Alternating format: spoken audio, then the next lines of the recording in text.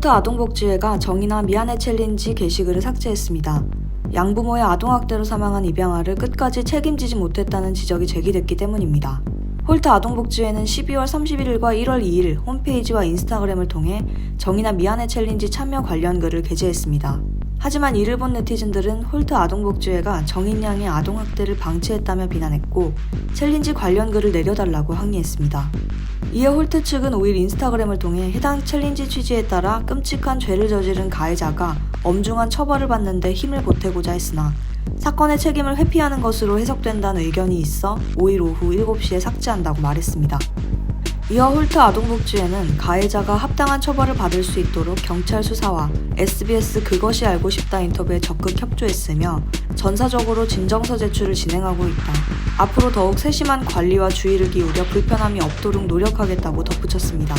하지만 홀트 아동복지회를 향한 국민적 공분은 더욱 거세지고 있습니다. 특히 홀트 측이 아이가 숨지기 수개월 전부터 학대 사실을 파악하고도 이를 방치한 정황이 확인됐기 때문입니다.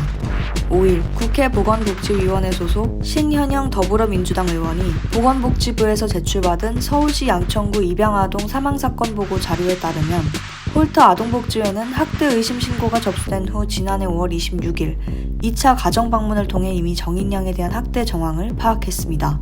홀트 측은 당시 보고서에 아동의 배, 허벅지 안쪽 등에 생긴 멍자국에 대해 양부모가 명확히 설명하지 못했다고 기록한 바 있습니다.